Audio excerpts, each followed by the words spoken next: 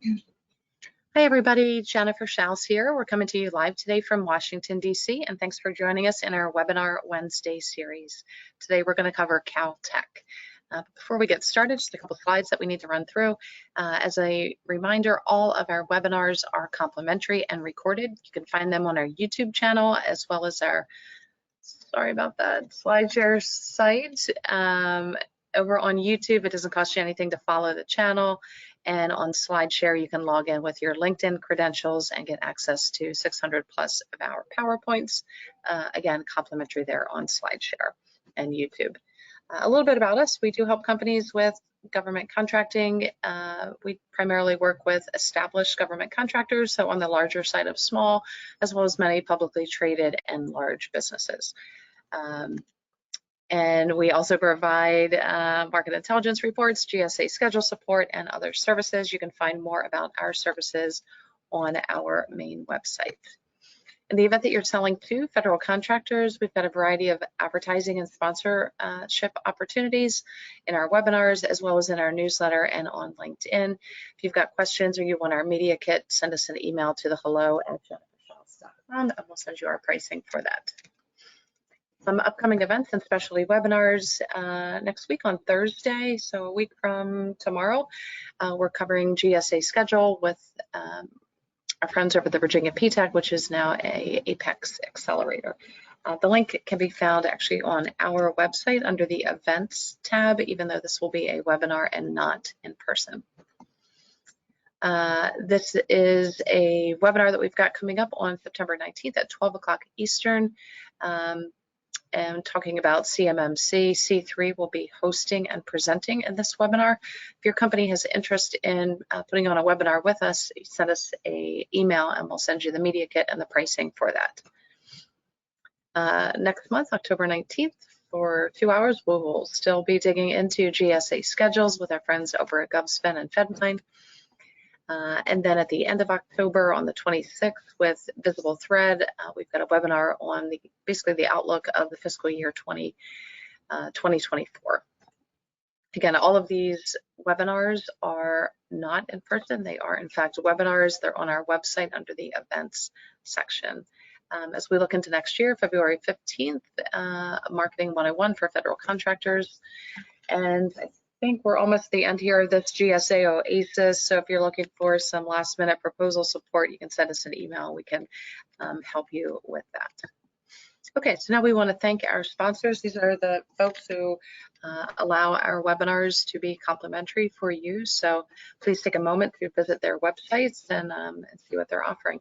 So first, we want to thank our friends at GovEvents. They're the premier platform for posting events related to government and government contracting. You can find all of our webinars and our events on govevents.com, as well as our recordings from our past 600 plus webinars. We also want to thank Tom Johnson and his team at Set Aside Alert. They're the go-to publication for contracting opportunities for small, women-owned, veteran-owned, hub zone 8A firms. Visit setasidealert.com for more information. The Fairfax County Economic Development Authority has an online calendar of events and webinars. We want to thank them for posting all of our events and webinars on their calendar.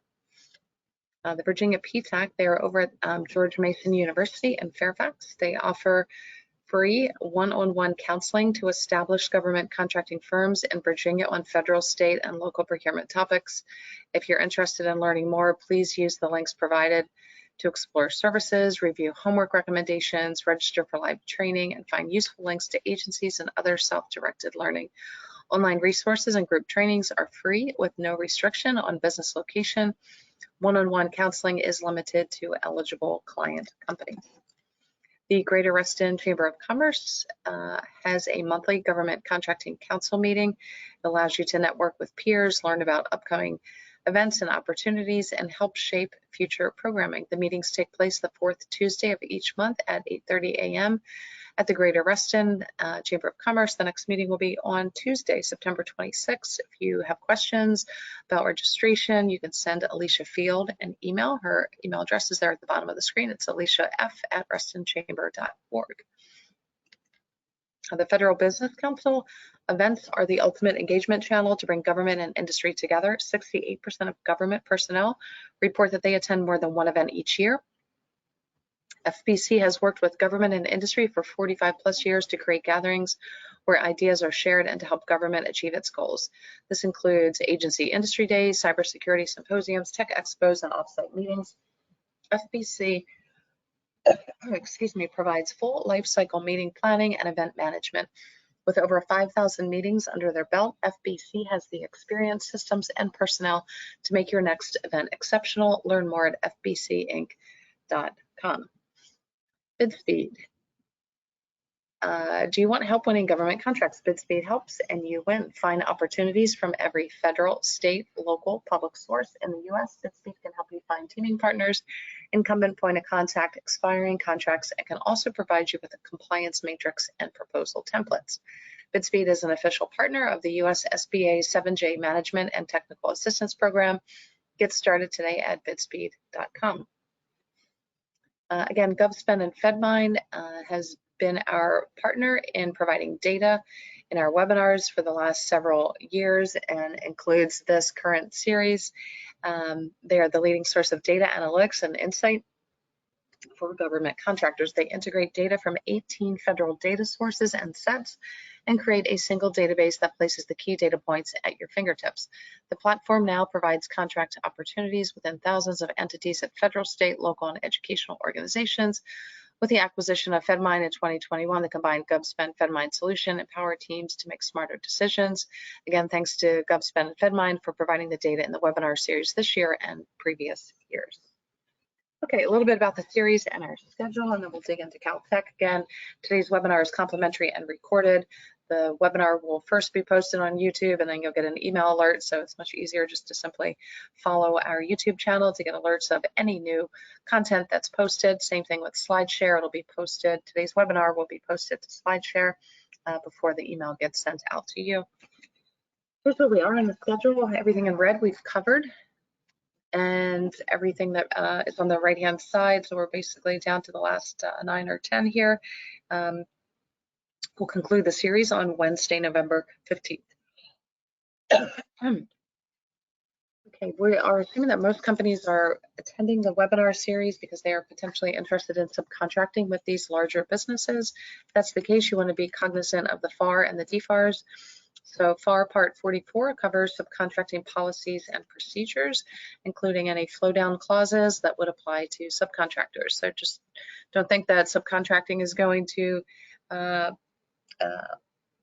alleviate you from any government rules or regulations. You're still going to have to comply, and there's still going to be paperwork involved. If you're focusing more on the defense side of subcontracting, you want to be aware of DFARS Part 244. Again, that's the subcontracting policies and procedures that includes any of the flow down policies. These links take you over to our YouTube channel, which gives you the free webinar on those parts of the FAR and the DFARS. Other webinars that we've done on subcontracting, we actually kicked off this series in February with subcontracting with the primes, covering everything from market research through to compliance. There were 6 sessions, as you can see. Those are all listed there on the YouTube channel. Last year, we covered subcontracting within all 15 of the federal departments. There's the link to get to those. And then at the bottom of your screen, this is a comprehensive list of more of the strategic and tactical topics related to subcontracting. Again, these are all complementary. So some best practices, you obviously want to define what it is you do and do well, and be known for that product, service, or software, whatever it is that you are bringing to the table. Don't try to be everything to everybody.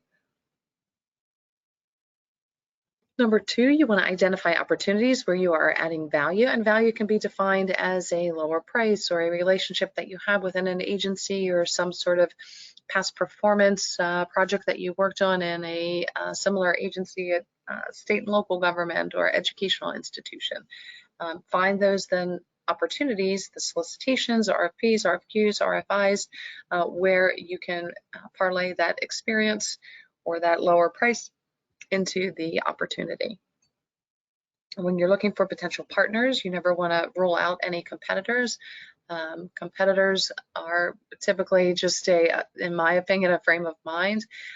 People that you perceive as competitors really, as you probably sit down and talk to them, you'll learn that perhaps they are not really competitors, that there's something more that you guys can do together, and sometimes two is greater than one.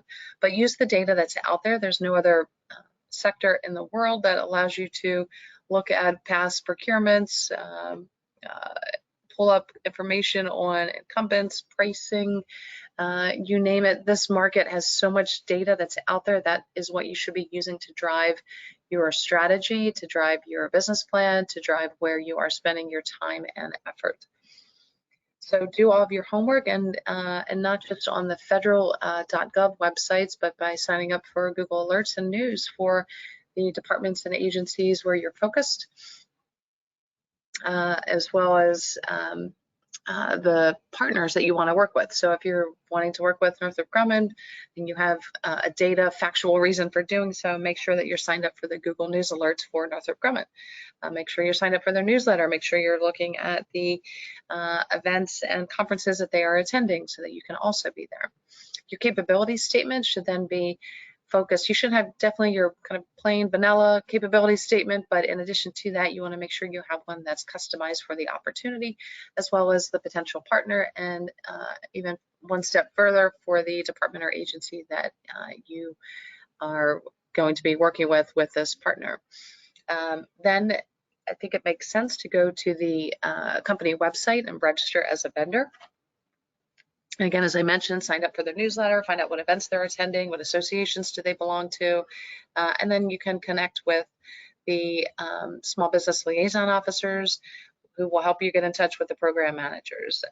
A lot of times LinkedIn can be a great resource for that, and it just takes a little bit of time to do some sleuthing here, but the majority of your time should really be spent on the research so that you can be laser focused on providing this superior skill set that you have to these partners. So profile number 30 is CIT, California Institute of Technology. And we're going to dig in. There's not a ton of data here. And keep in mind that when we pulled this list together, we went back as far as the FPDS would let us go, which I believe was 2008.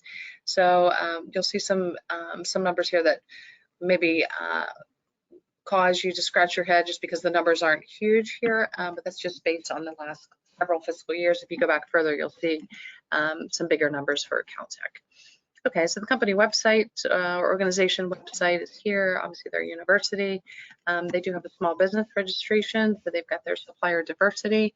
I would encourage you to go there, but don't just go there and hope that they're going to pick you. You need to go there for a reason. So again, do that market research up front, that reverse engineering to find out where your product, services, or software fit, and then take those next steps. Where they show up on SAM.gov, they're obviously based in California and Pasadena, California. They're tax exempt because they are an educational institution. And their LinkedIn information, pretty self-explanatory here. They've got a little bit over 5,000 employees listed on LinkedIn. Thomas Rosenbaum is the president. He's got an impressive background. You can see some of the companies that he has worked with, as well as Ivy League education. We weren't able to take up any SBLOs on LinkedIn, but again, they do have that supplier diversity division, which is where you should register as a small business. And perhaps by digging a little bit further on both LinkedIn, their website, and Google, you might be able to come up with a name or two. Okay, on the civilian side, Department of Energy is really where their work was at. A lot of it is funded through grants, but the numbers that we are looking at here are for contracts. So if you go beyond 2019, you'll see some larger contracts that are showing up. So energy here is not looking great, but still 2023 has a couple weeks left, and there could be some numbers that show up on the board here for Department of Energy. When we look at the defense side, a little bit more interesting, and some numbers to kind of play with here. So you've got Navy and then just OSD, so Office of Secretary of Defense, so kind of the main Department of Defense. is showing some decent numbers there. 2019, almost there at $1 million, and then 1.2 in 2022. So they kind of skipped a beat or two during kind of that COVID contracting era. And keep in mind that DoD numbers are typically 3 months delayed, so this isn't a full snapshot. We won't see that snapshot until about the beginning of January here for Navy and Defense, as well as Air Force, and there could be something that large that pops up that could change the game here for kind of the numbers and contracts that we're looking at. It's fairly logical here to see DARPA listed simply because of the nature of DARPA, and then Caltech. Once you dig into understanding what they do, it makes sense that DARPA would be a player here. But it looks like they had some contracts that were somehow then misaccounted for, or I believe the red here is basically just showing that. Or actually, I'm sorry, these are probably actually legitimate numbers. I was thinking they were subtracted out, but these are in fact full contracts. So I would keep an eye on DARPA, again, just because of the nature of the business of Caltech and DARPA. On the independent side, NASA and GSA. GSA is showing up simply because they had some contracts there before 2019, and NASA is the bulk of their business. Where their highest revenue and contracts came in at 2019, declined a little in 2020, declined there in 2021, grew a little in 2022, and looks like 2023 will be a good year, and I'm guessing will surpass what they did in 2022. They're almost there anyway.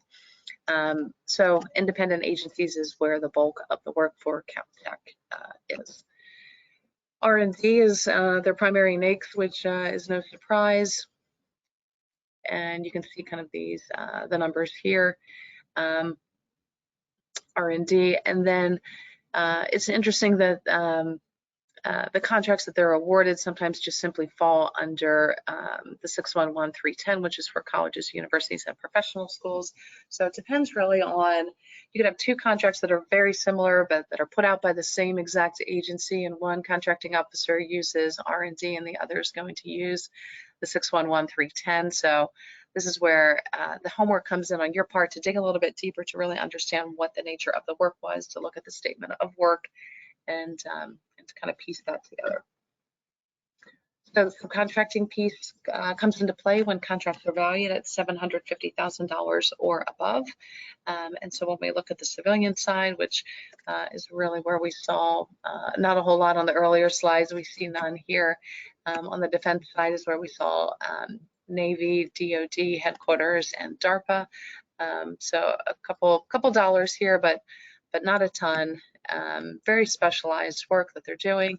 Independent agencies, NASA, which is the same as what we saw on those earlier slides. When we look at the subcontracts awarded by Caltech, there were 29 actions, so 29 subcontracts being placed out, valued at over 21 million, primarily with NASA, so independent agency. When we look at by the industry, again, R&D, so again, no surprise there. This is really what they do, and laser focused on that. Their subcontracts are going to be some names that you very well will recognize, including Lockheed, Ball Aerospace, the Smithsonian Institute, another UC, University of Arizona, Johns Hopkins, Applied Physics Lab, et cetera, et cetera. So again, these are focused on R&D, and don't think that Lockheed and these other big companies cannot be subcontractors. They certainly can, and they do it all the time. So you're still going to be competing with large businesses if you go the subcontracting route. It doesn't eliminate the competition, and it doesn't eliminate any of the paperwork or FAR flow down clauses. When we look at the top 5 subcontracts awarded here, the 1, 2, 3, 4th column over from the right is your subcontractor award, and these go small to large. So 1.8 million going to Lockheed, almost 1.9 to Ball, 2 million to Lockheed, 2.2 to Ball, and then again 2.8 to Lockheed. So these, what I would do if you want to dig in a little bit further, because there's nothing that would stop you from being a sub tier 2 or 3 contractor to Lockheed or Ball or any of the others, is take a look at the sub-award number and dig into those to find out more details. When we look at their government-wide, their GWACs, their government-wide acquisition contracts, such as like GSA Schedule, DHS Eagle, etc., we did not find anything for Caltech. On the expiring contracts, 750 and above, again, these are the contracts that are set aside for subcontracting. We see them here, and that's where, again, I would take the subcontracting numbers. For whatever reason, the NAICS codes were not reported. I'm going to guess that most of those are going to be, if not all, R&D related. I don't know the PSC codes off the top of my head, but I'm guessing AR21 and AJ11 have something, in fact, to do with R&D. But just, I always find it interesting to look at the number of the total sales versus the number of transactions. So in that first row, you see the 2.3, is that billion or trillion, broken into, 1,600 plus transactions versus, let's say, the last row, 626,000 broken into 4 transactions. Quite a difference there. And just keep those in mind. They're obviously not all broken out evenly, but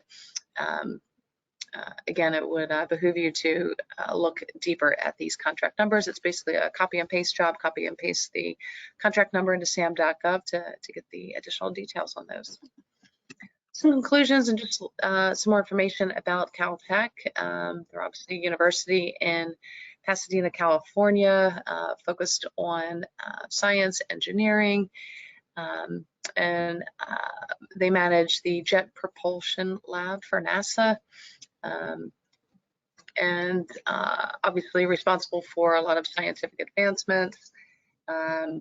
And just a little bit of history here. They're focused on sustainability science, quantum physics, earthquake monitoring, protein engineering, and soft robotics. So a lot happening there. If that's something that your company does or kind of play in that space, it might be beneficial to contact them. A little bit about some interesting pieces of history there. They were hosts of the federal classified study called Project Vista in 1944, and that studied rocketry and nuclear physics. So they're focused on national security, hence the DoD work. They've also are hosts to the Einstein Papers project that was established in 1986, and some additional publications there from Einstein. They're also more related here to government contracting, focused on the DOE Energy Innovation Hub. And so they've got a decent chunk of funding. I believe that 122 million that's listed there is going to be related more to grant money versus contract money. So here I would say when you get into the universities and kind of the .orgs, National Science Foundation, these sort of entities, in addition to looking on sam.gov, I would hop over to grants.gov and see kind of what money is flowing to them, because I imagine a bulk of their funding is coming more from grants versus contracts. That's just a hunch, but would encourage some additional homework here. Some news clips here from fairly recent times about Caltech that you can see here, just some of the work that they are doing, and some additional headlines about them. And the Mars rover robot is getting some press here. Again, I would encourage you to, if this is an organization that you're aligned with and you feel like you can add value, that you should be signing up then for the Google News Alert, so that you know what is happening within the organization and kind of what they're working on, what their main issues are. That's it, Caltech, and we hope to see you next week on Wednesday for the next webinar, which will be KBR, followed by MITRE, Cadell Construction, et cetera, through the next 9 or 10 Wednesdays. Again, they're all at 12 o'clock. Everything's complimentary and recorded. And thanks again for joining us today. And we'll hope to see you next week. Thank you.